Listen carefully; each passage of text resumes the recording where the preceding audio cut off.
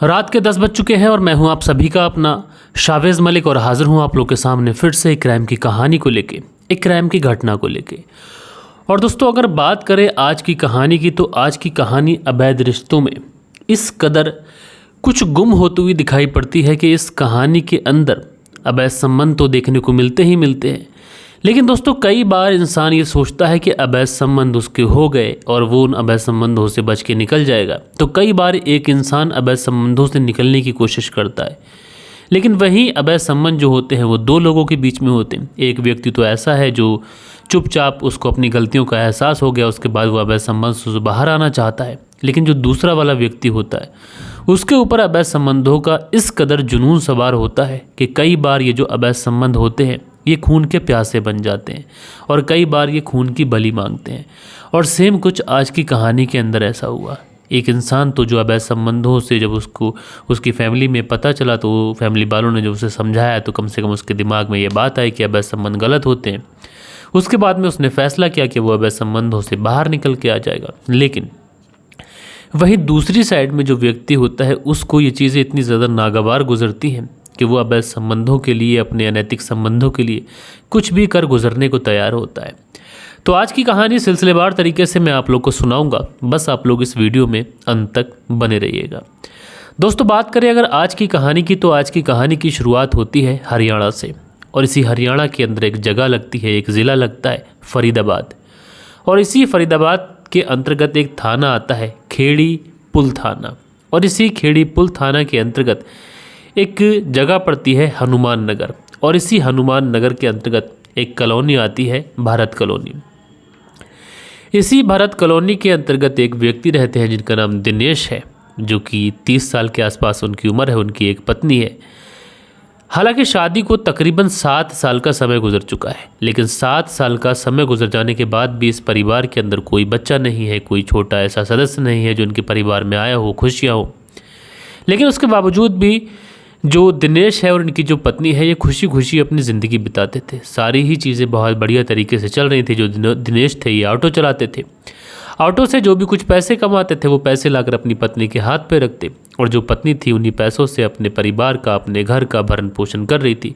सारी ही चीज़ें बहुत अच्छे तरीके से चल रही थी।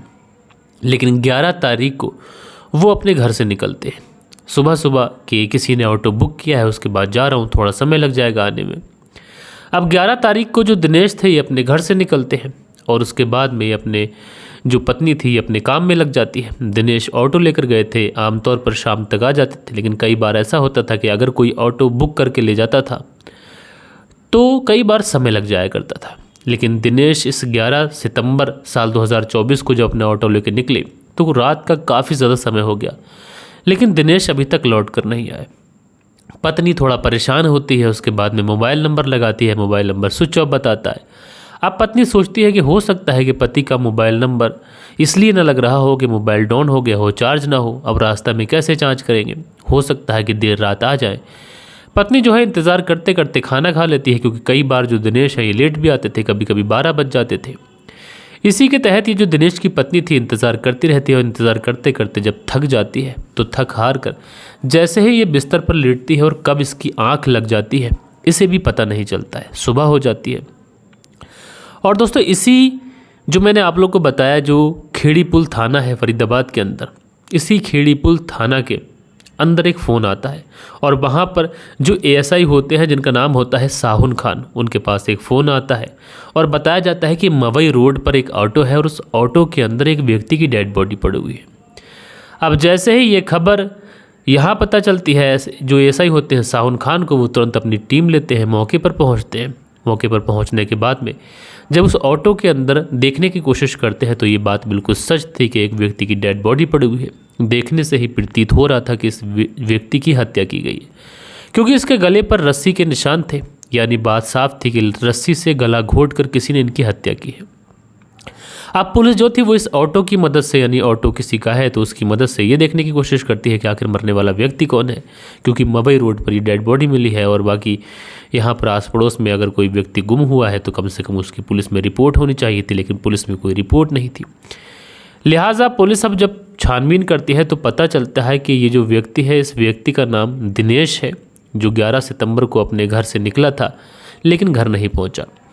अब पुलिस को जब ये पता चलता है कि ये व्यक्ति दिनेश है, इसलिए पुलिस के पास में इस व्यक्ति का कोई एड्रेस नहीं था, लिहाजा लोगों से पता करते करते किसी भी तरीके से पुलिस दिनेश के घर तक पहुंचती है।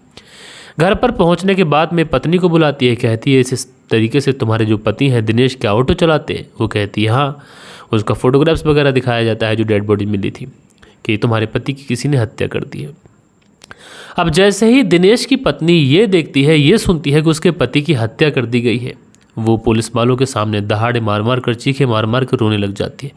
पुलिस वालों के मुंह पर दरवाज़ा मारती है, दरवाज़ा बंद करती है और अंदर जाकर फांसी के फंदे पर झूल जाती है। अब जैसे ही आस पड़ोस के लोगों को ये पता चलता है कि दिनेश की पत्नी फांसी के फंदे पर झूल गई है, वो गाँव वाले दौड़े दौड़े भागे भागे आते हैं। पुलिस वालों की मदद से उस दरवाजे को तोड़ा जाता है। उसके बाद में जो गांव वाले होते हैं उस दिनेश की पत्नी को हॉस्पिटल लेके जाते हैं और वहाँ पर जो उसकी हालत होती है काफ़ी ज़्यादा स्थिर बताई जाती है। अब पुलिस वाले इस मामले में छानबीन करें तो करें कैसे, क्योंकि लाश के पास से कोई सबूत नहीं मिला है। लिहाजा पुलिस वाले घर आए थे कि घर से कम ये पता चल सके कि कुछ किसी पे कोई संदेह जताया जाए तो कम से कम पुलिस वाले छानबीन कर सकें। लेकिन यहाँ पर पत्नी ने सुसाइड की कोशिश की है। शायद पति की मौत का उसको सदमा लगा है, इस वजह से वो बहुत ज़्यादा परेशान हो गई। इसी वजह से उसने अपनी ज़िंदगी की लीला समाप्त करने का फैसला लिया। लिहाजा पुलिस वाले अब इंतज़ार करते हैं कि पत्नी होश में है, उससे बातचीत करी जाए, उससे पूछताछ की जाए। पुलिस वाले इंतज़ार करते हैं। 1 दिन गुजर जाता है, 2 दिन गुजर जाता है और 1-2 दिन गुजर जाने के बाद में जब पत्नी होश में आती है, पुलिस वाले पत्नी के पास पहुंचते हैं तो जो पत्नी होती है ये पुलिस के किसी भी सवाल का जवाब देने की पोजीशन में नहीं होती है। लिहाजा पुलिस वाले समझ चुके थे कि ये जो पत्नी है इसको बहुत ज़्यादा गंभीर सदमा लगा है और शायद ये किसी भी तरीके के पुलिस का जवाब न दे पाए। हालांकि पुलिस वाले महिला से पूछने की कोशिश तो करते हैं कि तुम्हारे पति की किसी से कोई दुश्मनी थी, कोई रंजिश थी? ऐसा तो नहीं कि हाल फिलहाल में किसी के साथ में कोई झगड़ा हुआ हो या फिर पैसों का किसी के साथ में कोई लेन देन या कोई पुरानी ज़मीनी रंजिश हो? लेकिन पत्नी जो कि जैसा कि मैंने आप लोगों को बताया कि किसी भी तरीके के जवाब देने की पोजीशन में नहीं थी। उसको बहुत ज़्यादा गहरा सदमा लगा था। उसको समझ ही नहीं आ रहा था कि उसकी ज़िंदगी में अचानक से इस तरीके का प्रलय कैसे आ गया। अब जो पुलिस थी यहाँ से निराश होकर, जिस उम्मीद से आई थी कि पत्नी से पता चलेगा, लिहाजा पुलिस निराश होकर वापस लौटती है और उसके बाद में पुलिस वाले उस डेड बॉडी के पास फिर से जाते हैं और देखने की कोशिश करते हैं कि इस डेड बॉडी के पास से कुछ मिला है या फिर नहीं मिला है। जो चीज़ें, जो सैंपल्स कलेक्ट किए गए थे वो सारी चीज़ें पुलिस वाले रीचेक करते हैं।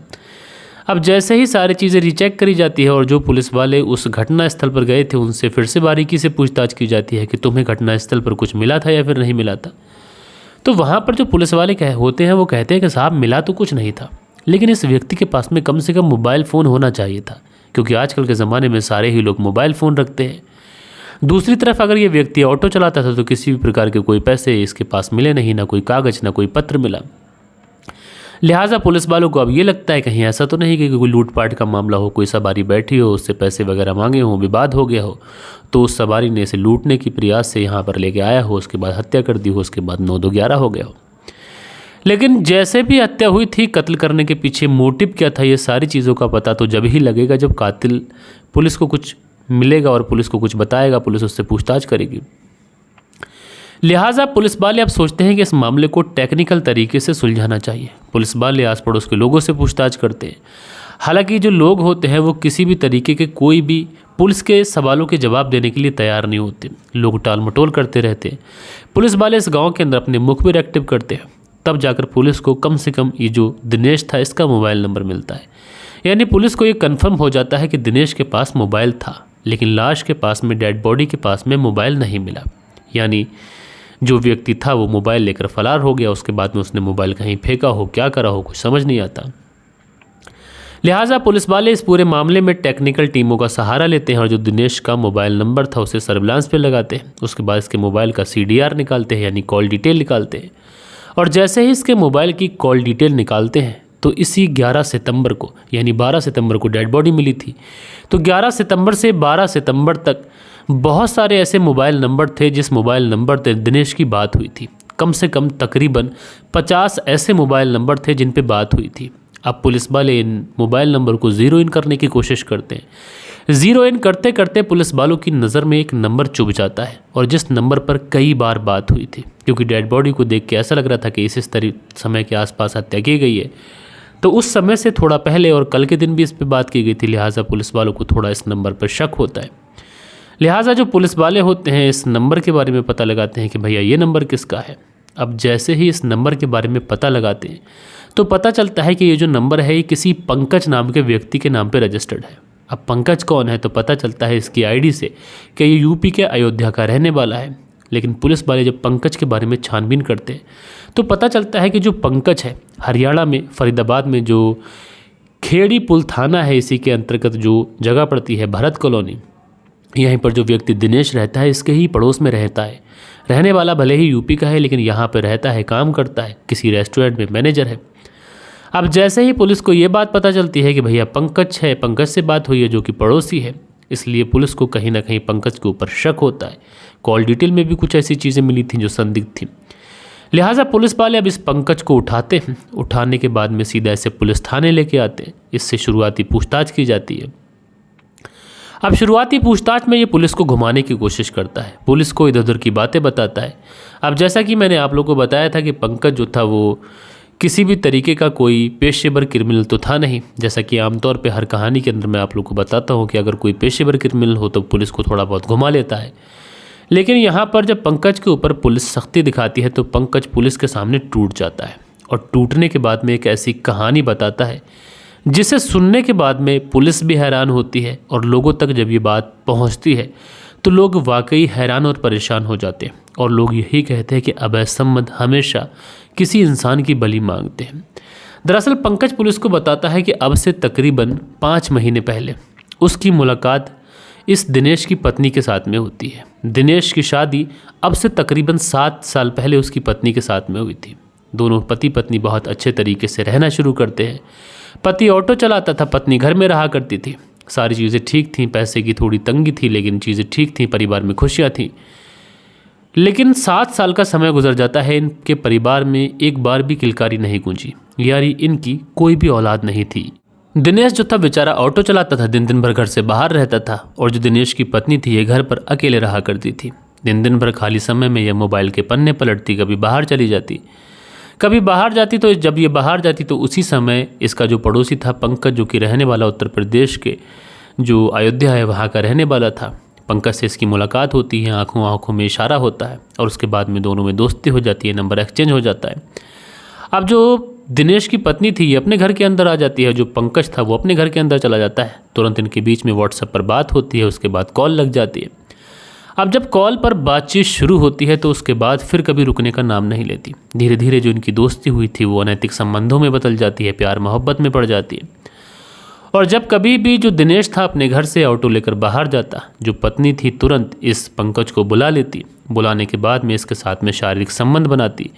कई बार ऐसा होता कि ये लोग दिनेश को नशे की गोलियां भी दे देते और जो पंकज था इस दिनेश के घर में आ जाता और उसी के घर में उसी के बेड पर उसके साथ में शारीरिक संबंध बनाता और दिनेश बराबर में ही सोता रहता। सारी ही चीज़ें ऐसे ही चलती रहती हैं। लेकिन इस बीच में कहा जाता है दोस्तों, हमेशा मैंने आप लोग को बताया है कि इश्क और मुश्क ये चीज़ें ऐसी होती हैं कि कितना ही छुपाओ ये छुप नहीं पाती। आज नहीं तो कल ये लोगों तक पहुंचती ज़रूर है। और इस बारे में जो दिनेश था उसे पता चल जाता है कि उसकी पीठ पीछे उसकी पत्नी आखिरकार क्या कर रही है। दिनेश अपनी पत्नी से बात करता है इस बारे में, उसे काफ़ी ज़्यादा समझाता है और समझाने के बाद में कहता है कि देखो, मैं तो तुम्हें अभी समझा कर कह रहा हूँ कि अगर तुम इन सारी चीज़ों से बाज नहीं आई तो तुम्हारा हंसता खेलता परिवार उजड़ जाएगा और जिसकी वजह से तुम्हारे माता पिता की भी बहुत ज़्यादा बदनामी हो जाएगी। अब दिनेश के मुंह से यानी अपने पति के मुंह से जब ये महिला इस तरीके की बात सुनती है, तुरंत अपने पति के हाथ जोड़ते हुए कहती है कि आज के बाद उससे ऐसी गलती कभी नहीं होगी। उसके बाद इसे रियलाइज़ होता है कि ये गलत कर रही है। उसके बाद दिनेश जो था वो अपना ऑटो लेके चला जाता है। उसी समय ये पंकज को कॉल लगाती है और कॉल लगाने के बाद में कहती है कि देखो, मैं तुम्हारे साथ जिस किसी भी रिश्ते में बंधी थी वो मेरी गलतफहमी थी, मेरा नादानी थी, मेरा बचपना था, लेकिन आज के बाद हमारा तुम्हारा कोई रिश्ता नहीं है। मैं अपने पति को धोखा नहीं दे सकती, वही मेरे पति हैं, वही मेरे परमेश्वर है और मैं उन्हीं के साथ अपनी पूरी ज़िंदगी बिताऊंगी। यानी दिनेश की जो पत्नी थी उसको रियलाइज़ हो चुका था कि उसने गलती की और एक सही इंसान की यही पहचान होती है कि गलती अगर उससे हो जाती है तो वो उस गलती का पश्चाताप कर ले और जो बुरे काम वो कर रहा है वो बुरे काम छोड़ दे। लेकिन जो पंकज था ये दिनेश की पत्नी को छोड़ने के लिए तैयार नहीं था। अब जो दिनेश की पत्नी थी उसे पंकज काफ़ी ज़्यादा समझाता है, बहलाता है, फुसलाता है। उससे कहता है कि कम से कम लास्ट बार मिल लो, ताकि उससे संबंध बना ले और उसका वीडियो वगैरह बना ले, ताकि उसे ब्लैकमेल कर दे। लेकिन जो दिनेश की पत्नी थी वो साफ तौर से इनकार कर देती है। उसके बाद फ़ोन कट कर देती है और उसके बाद में पंकज के मोबाइल नंबर को ब्लॉक लिस्ट में डाल देती है, उसे ब्लॉक कर देती है। अब उसके बाद में जो पंकज था उसको ये बात इतनी ज़्यादा नागवार गुजर जाती है कि वो सोचता है कि दिनेश को ही अगर रास्ते से हटा दूँ तो उसकी पत्नी मेरी हो जाएगी। और उसके बाद में ये प्लानिंग करता है। प्लानिंग के तहत 10 तारीख को उसको ऑटो बुक करता है। ऑटो बुक कर कर पूरे ही इलाके में घूमता रहता है, कभी यहाँ जाता है कभी वहाँ जाता है, लेकिन कहीं पर भी इसे हत्या करने का मौका नहीं मिलता है। आखिरकार लौट कर घर आ जाता है। पूरी रात सोचता रहता है क्या किया जाए, जगह सोचता है कहाँ लेके जाऊँ। उसके बाद में 11 तारीख को फिर से ये फ़ोन करता है। फ़ोन करने के बाद में सुनसान जगह पर लेके जाता है जहाँ पर मवई रोड है, जो मोड़ है, वहाँ पर कोई नहीं होता है। तो उसी समय ये अपने पास से एक रस्सी निकालता है और पीछे से उसके गले में डाल देता है, और जब तक उस रस्सी को टाइट किए रखता है कि जब तक दिनेश की मौत नहीं हो जाती है। जब उसकी मौत हो जाती है तो उसके पास में उसके मोबाइल नंबर को, उसके पैसों को लेता है और वहाँ से 9-2-11 हो जाता है। अब इस पंकज को लग रहा था कि शायद इसने कत्ल बहुत सावधानी से किया है और किसी को इस बारे में पता ना चले। लेकिन दोस्तों कहा जाता है कि पुलिस भले ही कितना ब्लाइंड मर्डर हो, भले ही कितना चालाकी से किया हो, अगर पुलिस अपनी ईमानदारी से किसी भी केस में छानबीन कर ले तो कातिल चाहे पाताल में भी छुप जाए, पुलिस उसको गिरफ्तार कर लेती है। तो दोस्तों आप लोग इस पूरी घटना के अंदर सबसे ज़्यादा कसूरवार किसे मानते हैं, कमेंट्स करके ज़रूर से ज़रूर बताइएगा। और कल के दिन आप लोग के कुछ कमेंट्स भी हैं, वक्त होता है कि आप लोग के कमेंट्स पढ़ लिए जाएँ। सो दोस्तों हमारे चैनल पर जो कल के दिन कमेंट्स हैं इसमें जोधाराम शरण है, लिखते हैं आपकी कहानी बहुत अच्छी लगती है, आपके समझाने का तरीका बहुत अच्छा लगता है, आपका बहुत बहुत धन्यवाद। जोधाराम शरण, बयातू ज़िला बाड़मेर, राजस्थान से। तो जोधाराम जी आपका बहुत बहुत शुक्रिया कि इस तरीके से आपने प्यारा सा कमेंट्स किया। दिल बहादुर सिंह है, लिखते हैं very nice story, thank you mister Malik.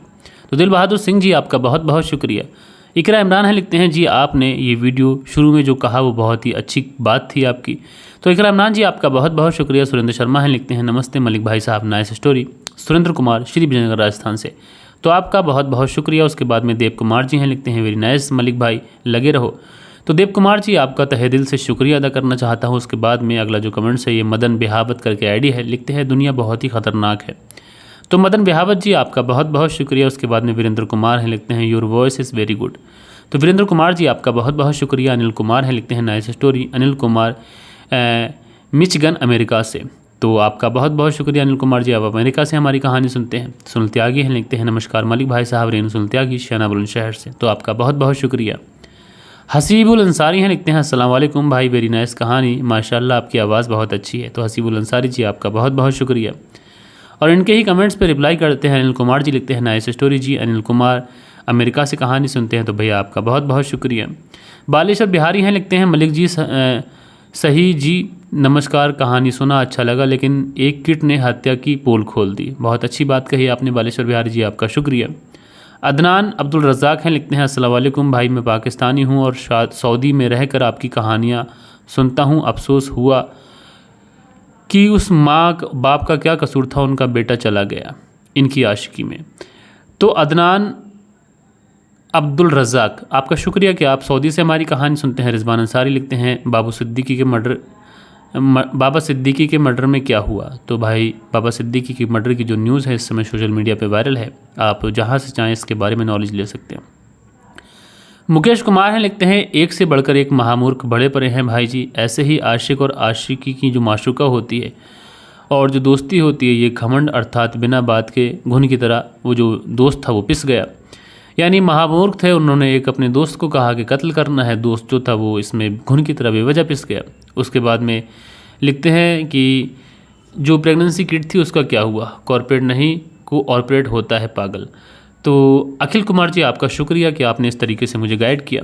खैर ये कुछ प्यारे प्यारे कमेंट्स थे जो कल के दिन आप लोगों ने किए थे। आशा करता हूँ कि आज की जो कहानी है ये आप लोग को ज़रूर से ज़रूर पसंद आई होगी। मिलते हैं हम लोग कल के दिन किसी और क्राइम स्टोरी के साथ में। जब तक के लिए अपना ख्याल रखिएगा, देश का ख्याल रखिएगा, परिवार के रिश्तों की अहमियत को समझिएगा। जय हिंद, जय भारत।